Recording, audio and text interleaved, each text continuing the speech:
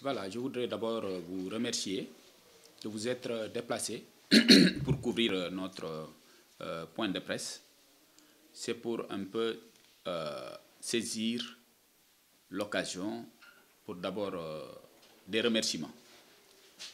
Des remerciements d'abord à l'endroit de Monsieur le Président de la République, son Excellence Macky Sall, qui a bien voulu porter sa confiance, son choix sur ma modeste personne par rapport donc aux élections du 23 janvier. Mais également des remerciements, surtout au Président de la République, pour avoir compris que la commune de Diembéring fait partie des plus stratégiques de la région de Ziguinchor, de la Casamance naturelle et même du Sénégal. En vertu de quoi, il a permis beaucoup d'investissements dans la commune. Mais également pour remercier les électeurs de tous bords et surtout louer leur maturité et la responsabilité qui a bien voulu caractériser leur acte dans la journée du 23 janvier. Et au soir duquel notre grand frère Léopold Abadiata a été donc déclaré vainqueur. Donc j'avais voulu ce point de presse-là pour des remerciements effectivement aux électeurs et surtout des félicitations au président de la République, son Excellence Macky Sall, comme je vous l'ai dit tout de suite, qui a porté son choix sur notre modeste personne et surtout qui a fait des investissements très structurants à impact surdimensionné dans notre commune. Vous me permettrez de les citer respectivement parce qu'aujourd'hui, dans la commune de Diembéring, il y a une vraie mutation en cours grâce donc à sa vision. Nous sommes là depuis 2009 jusqu'à aujourd'hui.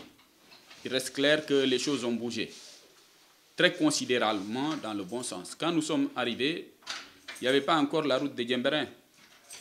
Et c'est en 2012, quand il est arrivé au pouvoir, c'est vrai que le projet a été entamé sous Wade, mais c'est lui qui a eu l'honneur donc de la goudronner, donc de continuer le projet. Ça, c'était déjà une réalisation révolutionnaire. Mais après, nous avons beaucoup travaillé avec lui, justement, dans le cadre de l'amélioration des services sociaux de base. Vous savez, le Cap Skirring n'avait pas d'eau. Et la problématique était tellement complexe qu'il fallait quand même une vision et de la volonté politique pour pouvoir alimenter les populations du Cap Skirring en eau.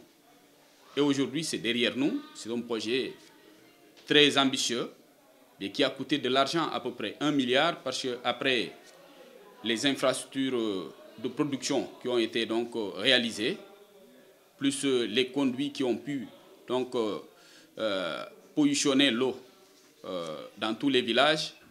Aujourd'hui, sur la terre ferme, que ce soit Cabrousse, que ce soit Cap Skirring, que ce soit à Diembéring, que ce soit à Bouyoui, que ce soit à Bokot Diembéring, en tout cas, toutes les populations sont connectées au réseau d'adduction en eau.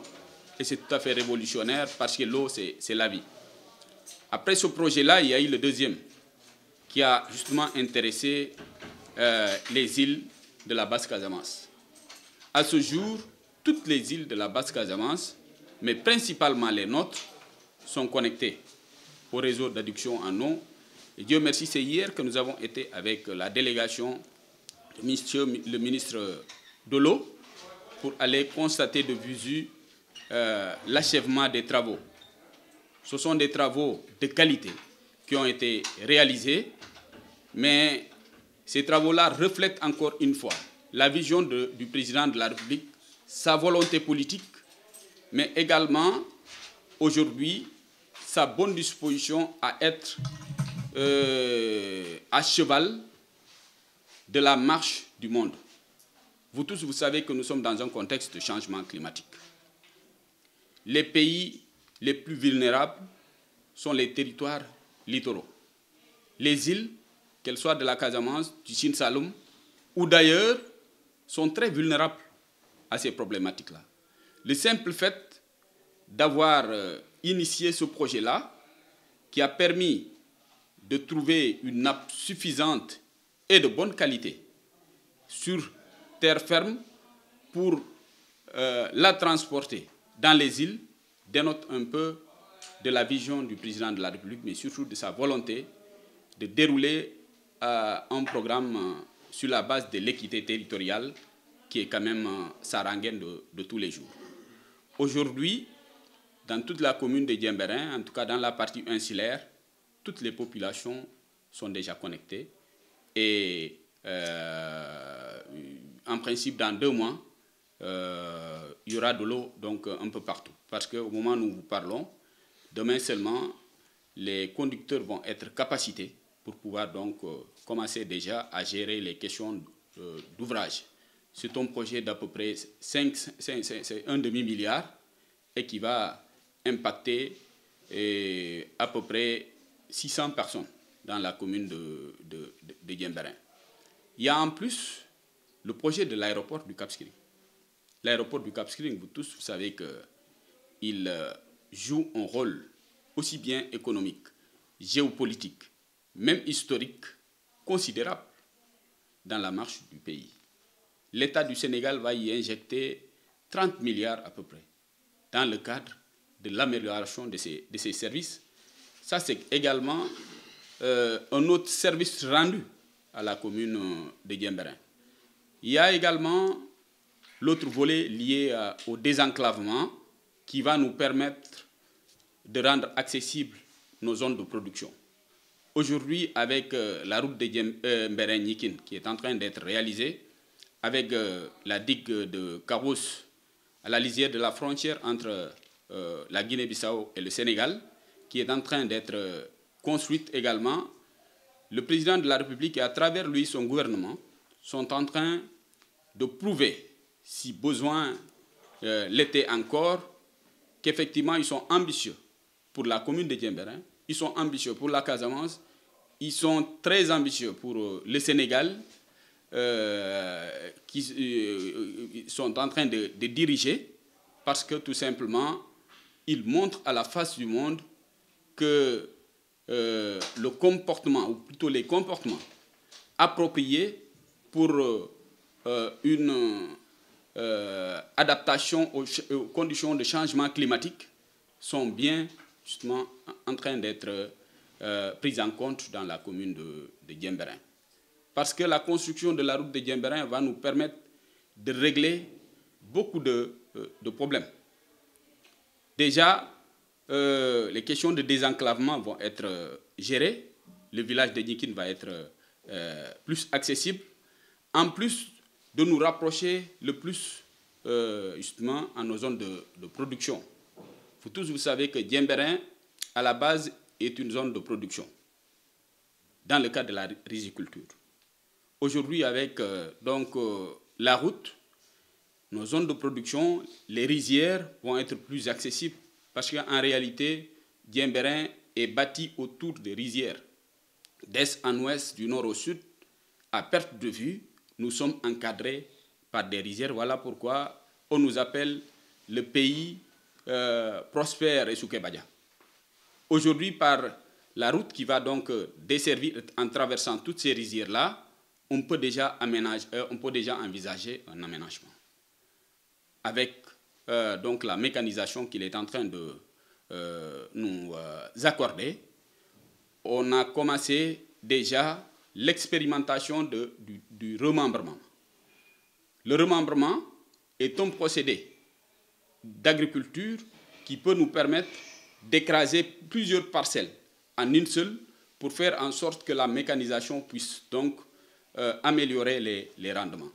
Nous l'avons commencé ici à Diembéring et avec Ankar, le 20, Inch'Allah Rabi, toute la vallée de Diembéring-Bimessa, c'est-à-dire Kainga, Kaout et Toun, va commencer déjà à connaître cette expérimentation-là, qui va produire beaucoup d'impact dans le contexte du changement climatique. Vous savez que de plus en plus, il y a 2 phénomènes qui sont combinés. Il y a le réchauffement, en plus de la raréfaction des pluies. Dans ce contexte-là, il nous faut des comportements d'adaptation au titre desquels la question de remembrement. Parce que le Kayandou, qui est cette pelle manuelle qui a pu nous permettre de nous nourrir, comme vous tous, vous le savez, a quand même montré ses limites quelque part. Parce qu'il fait appel à beaucoup d'énergie et il nous fait perdre beaucoup de temps.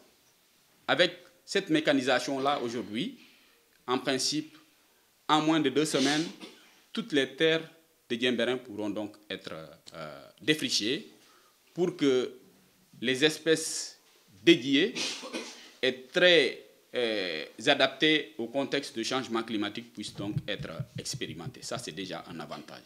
Mais il y a un autre volet. L'autre volet, il est lié surtout à la lutte contre l'acidification des rizières, la question liée à la salinisation des rizières. Parce que la route va permettre donc un aménagement des vallées qui va en principe permettre de contenir un peu la progression du biseau salé. Ça, c'est un autre projet très structurant de M. le Président de la République et qui nous a dédié. Vous tous, vous avez remarqué qu'en matière d'éclairage public, il y a quand même de grands efforts que le Président de la République est en train de faire avec les lampes LED fond roche qui sont positionnées un peu partout sur les grandes artères pour un peu améliorer les questions de mobilité. Tout compte fait, le maire que je suis, ou bien que j'étais, puisque je vais céder le témoin, je vais passer le témoin demain, a pu comprendre les enjeux liés à tous ces projets-là et nous avons mobilisé nos forces vives de la commune pour une appropriation, mais nous avons beaucoup participé. Dans la question de l'eau, par exemple, nous avons compris que nous faisons partie de l'État en tant que son démembrement et nous avons injecté beaucoup de moyens dans le cadre de la densification et c'est nous qui avons permis aux populations du Cap, plutôt au village du Cap, d'être complètement quadrillés par un réseau qui a permis aujourd'hui à tous les ménages d'être connectés grâce aux branchements sociaux que nous avons donc réalisés. J'ai voulu tout simplement convoquer donc ce point de presse-là pour remercier donc, nos électeurs, nos citoyens, parce que tout simplement, ils nous ont fait confiance depuis lors jusqu'à aujourd'hui.